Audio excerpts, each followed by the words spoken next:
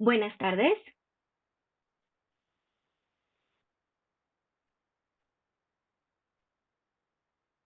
Uy, otra vez, ya. Buenas tardes. Me encuentro aquí con Paula. Ella es una psicóloga. Entonces voy a dejar que te presentes y ya iniciamos. Bueno, mi nombre es Paula Monte Caballero, soy psicóloga hace aproximadamente ejerciendo hace 13 años. Mi enfoque es sobre todo en el área jurídica. Trabajo hace más de 12 años con niños, niñas y adolescentes en situaciones de vulneración, conflicto armado, desplazamiento, todo tipo de violencias, también con familias y pues actualmente dirijo una fundación del ICBF en donde pues trabajamos con todos los niños y las niñas que han sido víctimas de violencias, de conflicto armado, de desplazamiento, migrantes, entre otro tipo de población.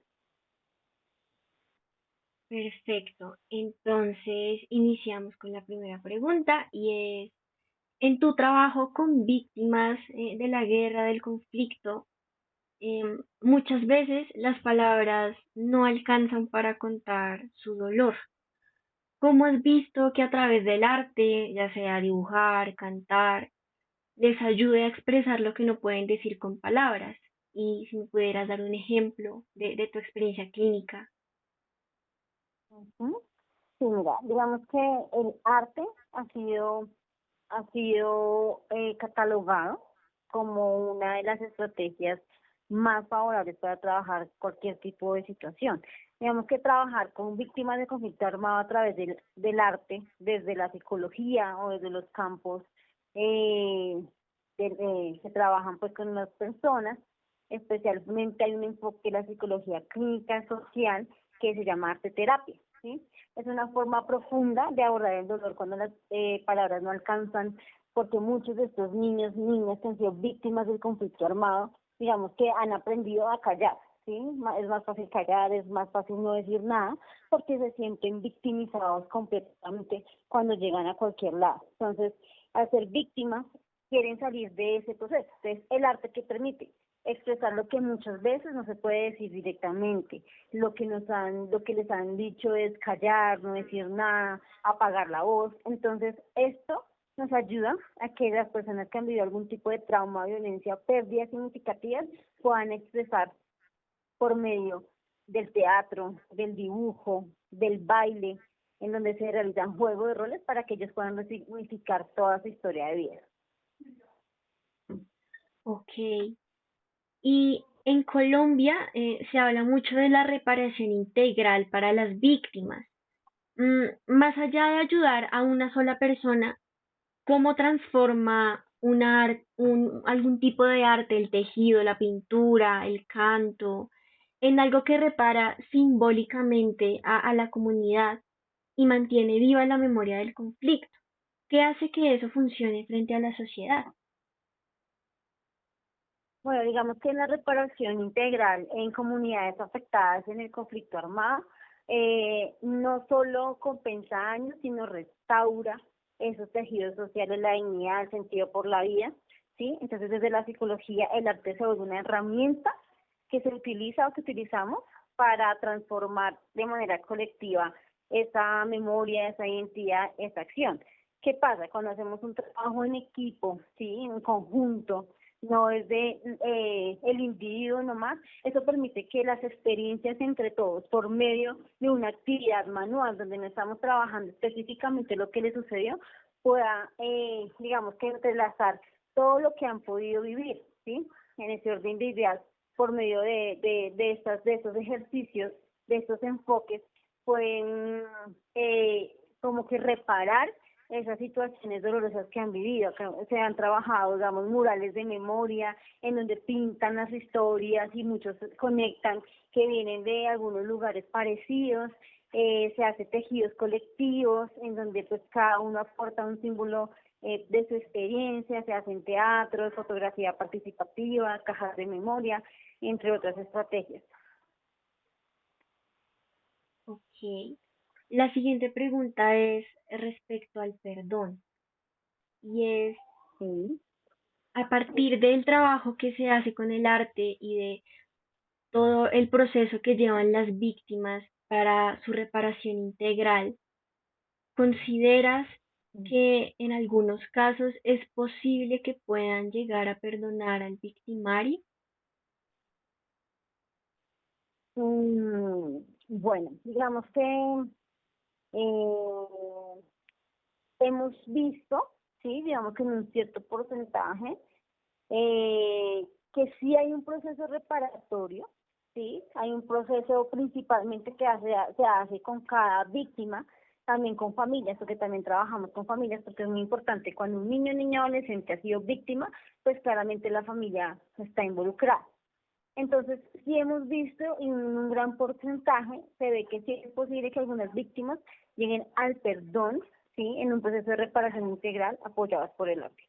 Pero digamos que no es algo automático, que sea inmediato, es un trabajo colectivo, es un trabajo en donde digamos que acá se desaprenden esos mitos, esas creencias, esos pensamientos desde el rencor, desde la rabia, para volver a aprender cosas nuevas que merecen ser queridos, pero todo empieza desde perdonarse a sí mismo como a los otros.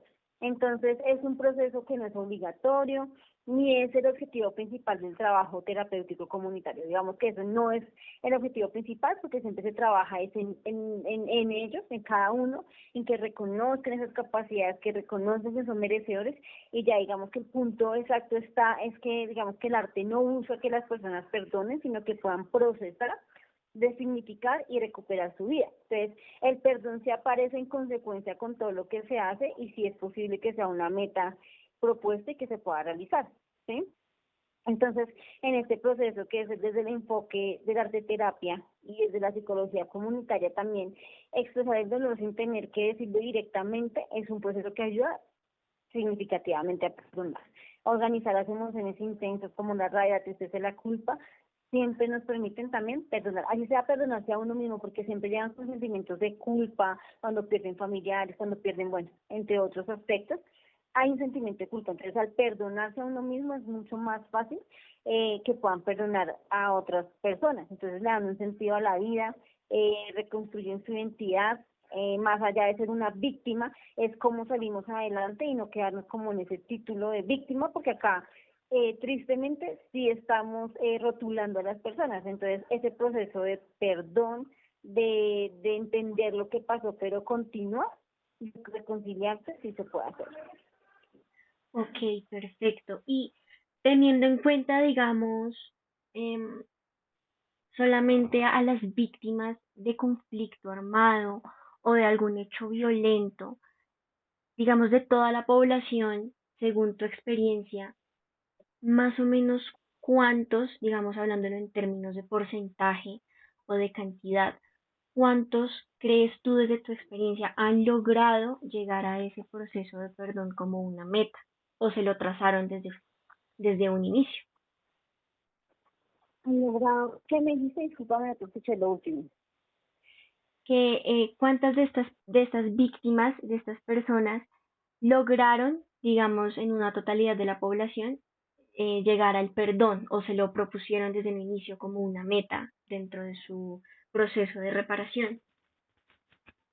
Digamos que entre porcentaje, no hay una cifra detallada, digamos que el porcentaje frente a los que inician intentando perdonar es mínimo, casi que ninguno, ¿sí?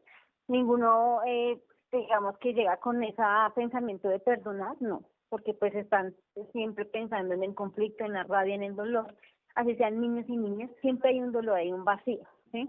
Entonces el porcentaje, digamos que al principio no es muy alto, pero cuando se hace todo este proceso que te expliqué anteriormente, casi siempre logramos que sea por lo menos un 80% más o menos. O sea que el proceso de perdón a las de personas es algo muy subjetivo porque es lo que realiza cada persona. Entonces, el perdón se ve a través de los años, a través de cómo se desarrolla a nivel, digamos que su vida, cómo se desarrolla, porque eso sí es una base fundamental para que puedan reorganizar como toda su vida, sus habilidades, cómo se van a dar en un futuro. Entonces, digamos que el porcentaje santo de lo que uno puede encontrar, los resultados que uno puede ver en las expresiones, verbalizaciones, hasta en la forma como se ven físicamente, emocionalmente, pero es un proceso largo, porque el perdón es un proceso largo. Entonces ya uno observa cuando pasan unos años y empiezan a hacer como su vida, a desarrollarse en otros ambientes, si en verdad hubo un perdón, ¿sí? Depende de muchos factores.